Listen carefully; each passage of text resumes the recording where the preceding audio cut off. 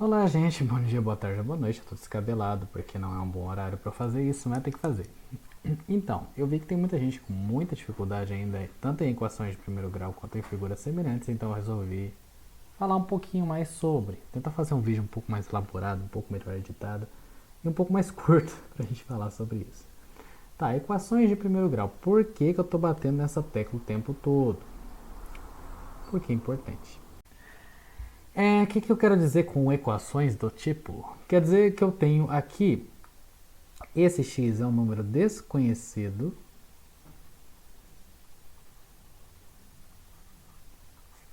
e esses daqui são números conhecidos. Eu só preciso identificar eles.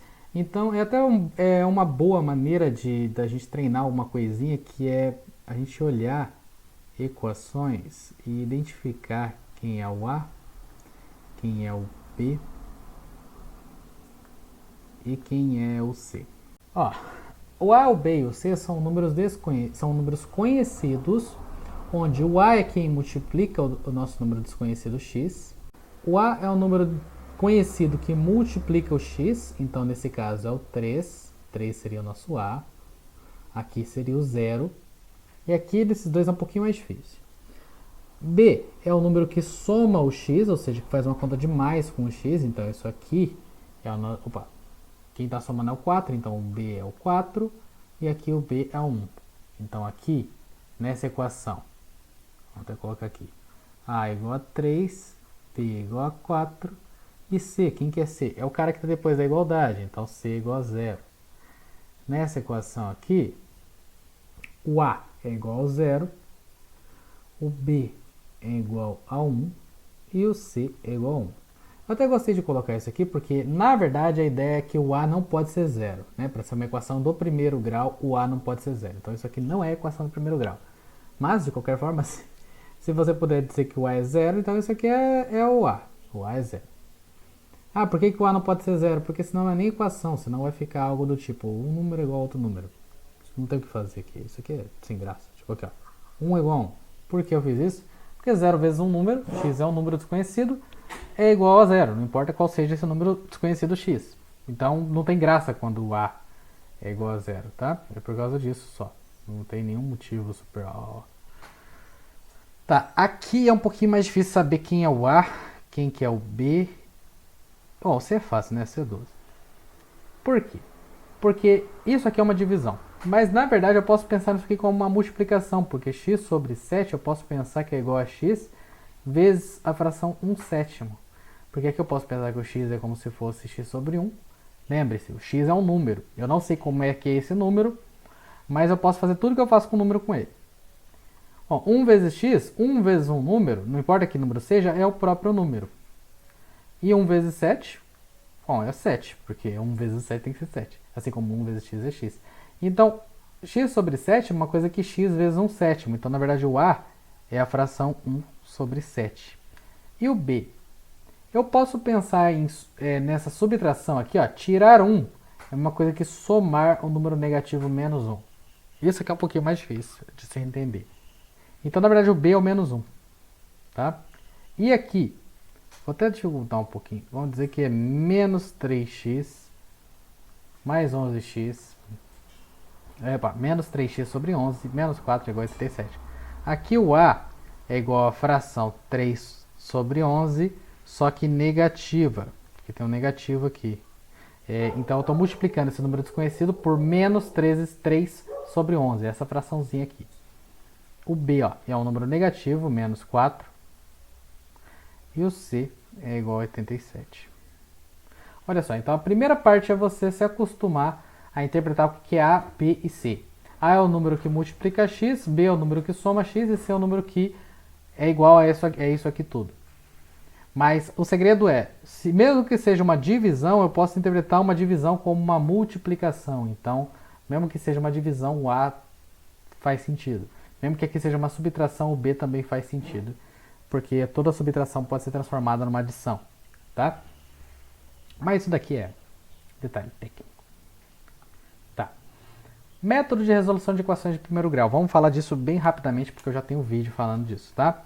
O que a gente vai fazer? Vamos pegar uma equação aqui.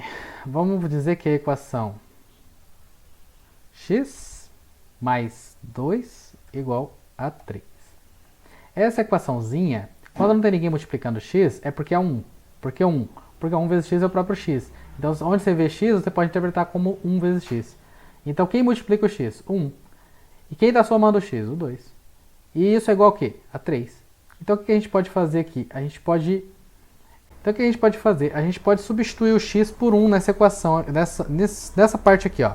Esquece esse igual a 3, vamos substituir o x por 1. Se eu substituir o x por 1, então 1 vezes x mais 2 é igual a 3. Então, opa, cheguei na minha resposta. E se fosse em vez de 3, 13? E se fosse em vez de 1, 3. Então, agora a minha equação é 3x mais o b, que é 2, tem que ser igual a 13.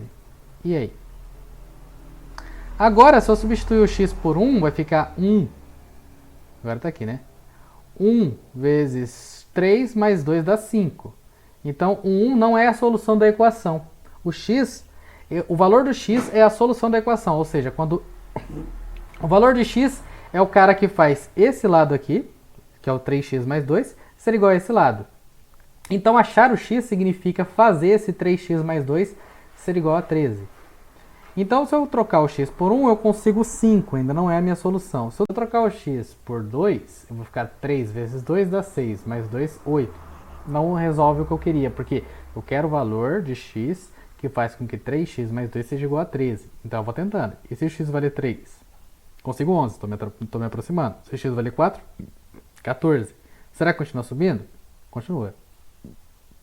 Quando x vale 10, eu consigo 32, porque 3 vezes 10 dá 30, mais 2, 32. Então, x é o valor que o valor de x é o número que, se eu substituo x por esse número, essa equação dá igual ao meu 13, nesse caso. Mas olha só, reparei que x ele tem que dar entre 3 e 4. Como é que eu acho x entre 3 e 4? Eu posso, ao invés de continuar até o 10, eu posso ir do 3 até o 4 de um jeito bem lógico, né? Como? Bom, eu posso pensar no 3 como 3,0. Aí eu posso continuar com 3,1, 3,2, 3,3, 3,4, 3,5, 3,6, 3,7, 3,8, 3,9 até chegar no 4. Olha, se você reparar, ó, o que acontece? Quando eu vou substituindo o x por esses valores entre 3 e 4, eu consigo sempre valores entre 11 e 14. Porque se eu trocar x por 3, eu consigo 11 aqui. Se eu trocar x por 4, eu consigo 14. Então, os números que estão entre 3 e 4 tem que dar valores entre 11 e 14. Isso acontece com equações de primeiro grau. Equações de primeiro grau são simples, assim, são bem comportadas, como a gente costuma falar. Tá, qual deles se aproximou mais do 13? Ó? Foi o 3,7. Então, o x, ele tem que ser algo próximo de 3,7. Tá? No caso, tem que ser menor do que 3,7. Ah, então qual é o valor de x? Na tentativa e erro, você só vai achando aproximações. Porque ó, o x está entre 3,6 e 3,7. O que eu posso fazer? Eu posso, em vez de ficar tudo aqui, ó, sei que está entre 3,6 e 3,7. Então, que número está entre 3,6 e 3,7? Só pensar que 3,6 é uma coisa que 3,60. Aí um número maior que 3,60 e menor do que 3,70, 3,61. Depois eu posso pensar em 3,62, 3,63 e posso continuar. Pronto. Aí eu posso continuar até o 3,7. Olha só, qual se aproximou mais? Foi esse aqui, 3,67. Aí depois eu posso tentar um próximo do 3,6, entre o 3,66 e o 3,67. Por que entre os dois? Porque 3,66 é o que mais chegou perto sem passar, 3,7 é o que passou. Então a solução deve estar entre os dois. Só que na tentativa e erro eu só consigo aproximações, eu não consigo a resolução de fato. Como eu consigo resolver essa bodega de fato? Aí eu não posso ficar trocando o x e tentando achar o x na sorte. Então o que eu faço? Preciso de uma técnica. A gente já falou dessa técnica várias vezes. Como ela funciona? Qual que era a equação? 3x mais 2 igual a 13. Vou ter que falar rapidinho dela, tá? 3x mais 2 igual a 13. a gente percebe que isso aqui, essa adição, ela tem uma operação oposta. Qual é a operação oposta à adição? É uma subtração. Então eu posso subtrair esse lado por alguém. Quem é esse alguém? Aí vem a questão. Quem que está adicionando o x? É o 2. Então eu vou subtrair 2. Você já vai entender por que eu vou fazer isso. Só que isso aqui é uma igualdade. O que eu faço de um lado tem que fazer do outro. Ah, professor, não entendi. Me manda mensagem. É o jeito. Por que a gente está fazendo isso? Porque ó, eu tenho 2 e tiro 2. Sobra 0. Isso aqui é igual a 0. Só que um número mais 0 é o próprio número. Então assim, eu não sei quanto é que é x, e menos ainda quanto é 3x. Só que não importa quem seja 3x. 3x mais 0, que é o que sobrou aqui, vai dar o próprio 3x. Então desse lado é igual a 3x. Tá? Se 3x fosse 30, 30 mais 0 dá 30. Então sobrou só o 30, que seria o 3x. Se 3x for 10, sobrou só o 10, porque 10 mais 0 dá 10. Então assim, quando eu falo cancelo, é porque 2 menos 2 dá 0 e 3x mais 0 eu posso escrever como 3x, não preciso escrever mais 0 aqui, é desnecessário, tá? Então por isso que eu corto, porque as duas coisas se cancelam, tá? Tá, e aqui, deu quanto? 13 menos 2 dá 11.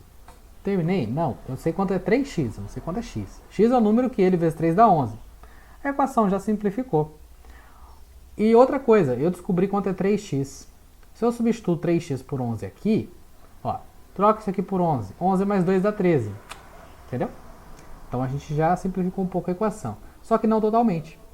Porque, ó, o 3, ele está multiplicando o x. Eu quero me livrar do 3. Por quê? Porque eu quero descobrir quem é o x. O que significa descobrir quem é o x? É falar x é igual a um número. Então eu quero que só letras fiquem desse lado e só números fiquem desse lado. Como eu faço isso? Eu cancelo o 3 desse lado. Como eu cancelo o 3 desse lado? Eu vejo o que o 3 está fazendo com o x e faço o contrário. O contrário de multiplicar é dividir. Mas eu vou dividir por quem? Pelo x ou pelo 3? Você vai dividir por quem você quer se livrar. Você quer se livrar do 3. Por quê? Porque eu quero o x desse lado. Eu quero x é igual a um número. Então, me livrei do 3. Mas ó, o que eu faço de um lado, eu faço do outro. Pronto. Aqui, esses dois 3 se cancelam. Porque se eu pego um número, multiplico por 3, divido por 3, dá o próprio número. Então, tudo isso aqui, toda essa conta dá o próprio x. E essa conta aqui? Isso aqui é simplesmente 11 dividido por 3. 11 dividido por 3 dá... Aí você pode montar a conta aqui. 11 dividido por 3. Isso aqui dá 3. Sobra 2. Vou ter que colocar vírgula. Vira 20. Vira 6. Tiro 18. Sobra 2. Fica 6 de novo. 6, 6, 6. Então 3, o x é igual a 3,6. 6, 6, 6, 6. Infinitamente. Então da tentativa e erro eu iria continuar a vida inteira e nunca ia chegar na resposta. Porque a resposta ela continua infinitamente. O valor exato de x é esse número que vai até o infinito. Ou, muito mais simplesmente, eu posso falar que x é a fração 11 sobre 3. Professor, não entendi. A gente está vendo frações desde o bimestre passado, gente. Então, assim, olha as atividades passadas, vê as aulas passadas, vê os vídeos passados e manda mensagem para mim, por favor. Tá, agora vamos falar finalmente de frações, de figuras semelhantes. O que são figuras semelhantes? São figuras que são idênticas fora o tamanho. Então, aqui eu tenho um círculo, aqui eu tenho outro círculo. Qual é a diferença entre as duas? O tamanho. Então, elas são semelhantes. E aqui eu tenho um cilindro, aqui eu tenho outro cilindro.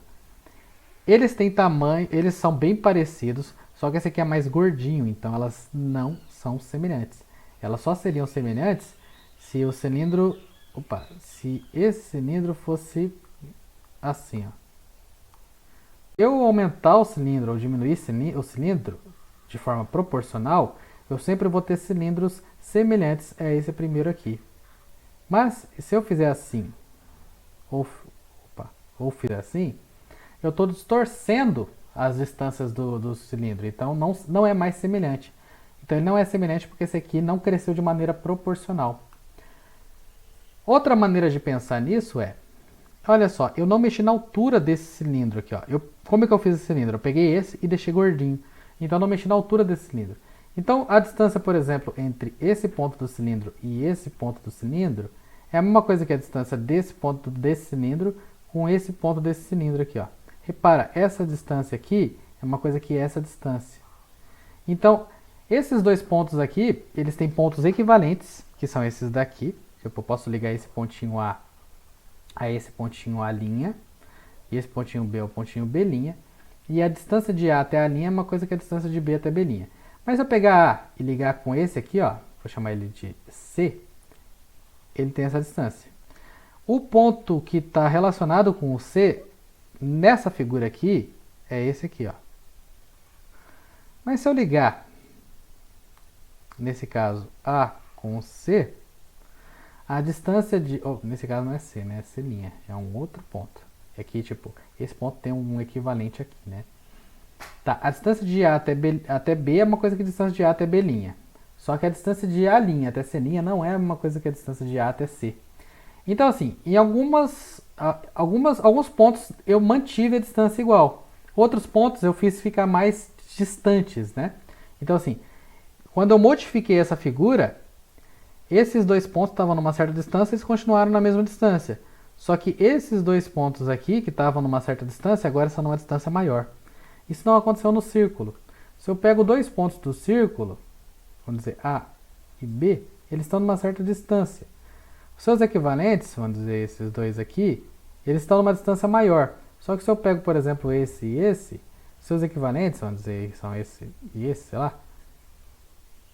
Tipo, se a distância desses dois é metade da distância desses dois, não é, né? Mas vamos dizer que é. Então, a distância desses dois vai ter que ser a metade da distância desses dois. Por quê? Porque as figuras são semelhantes. A grande questão é, como é que eu sei que duas figuras são semelhantes? Para você saber que duas figuras são semelhantes, você precisa dos testes, né? A gente tem o teste do ângulo-ângulo, tem o teste do ângulo, tem o teste do lado, ângulo, tem o teste do lado. Por que eu estou me confundindo? Porque eu estou com pressa. Tá, aqui ó, aqui a gente tem dois triângulos, a gente vai, vamos supor que eu sei quanto que vale esse ângulo, eu sei, vou colocar isso aqui dizendo que eu sei, e eu sei quanto que vale esse ângulo aqui. Aí o que eu faço? Eu vou lá e meço esse ângulo. Aí eu vejo que esse ângulo mede uma coisa que esse. Vou colocar isso aqui para dizer isso, tá? É um símbolo para dizer, todo ângulo que tem isso aqui mede uma coisa que esse aqui, tá? Agora, esse ângulo aqui é o segundo maior. O segundo ângulo maior é esse aqui. Então, nessa figura, eu tenho que ver se esse ângulo mede uma coisa que esse. Se medir, então eu tenho dois triângulos, onde esse tem um ângulo com a mesma medida. Esse tem um outro ângulo e esse tem um outro ângulo com a mesma medida. Então, eles são semelhantes. Ou seja, isso aqui é uma versão miniatura desse aqui, tá? Isso é o teste ângulo-ângulo. Você acha dois ângulos iguais nos triângulos. Tipo, eu tenho um ângulo aqui, eu tenho que achar nesse triângulo um ângulo que tem a mesma medida. Achei. Esse aqui é um outro ângulo, tem que achar nesse triângulo um ângulo que tem a mesma medida. Aí eu testo aqui e aqui. Tá? Qual é o segredo? Tipo, esse aqui é o maior ângulo desse triângulo. Eu vou testar no maior ângulo desse triângulo, que é aqui. Então, quando eu for medir, eu vou fazer isso aqui. Vou medir esse aqui. Eu vou deixar um vídeo que eu ensino como é que se mede medida de ângulos, tá? Quem tiver interesse, pode olhar. Beleza, e o teste lado, ângulo, lado, como é que ele funciona?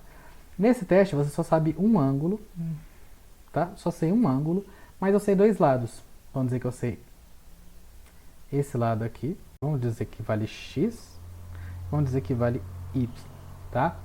Aí eu vou olhar esse triângulo aqui, eu sei esse lado aqui, esse ângulo, perdão. Esse ângulo mede uma coisa que esse ângulo.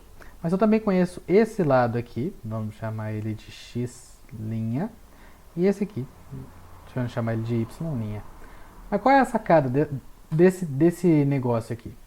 Se existe um cara, vamos chamar ele de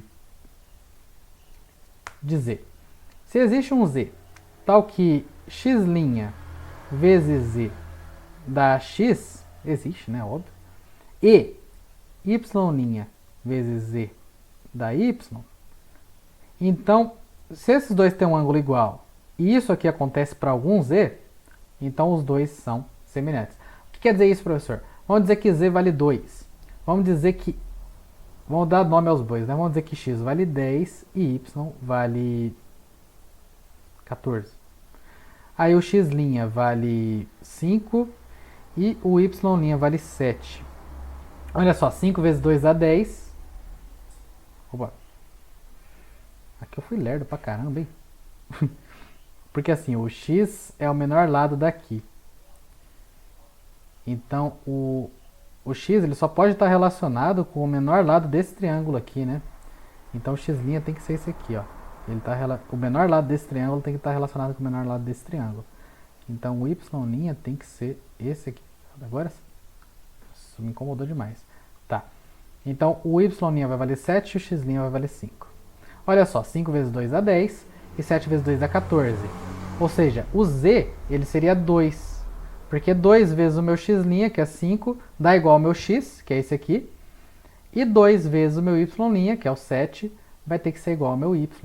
Então assim, você tem que achar um número que ele vezes esse lado dá o lado que está relacionado, o lado equivalente, digamos assim. E esse mesmo número vezes esse lado tem que dar o lado equivalente. É assim que a gente faz lado, ângulo, lado. Tá?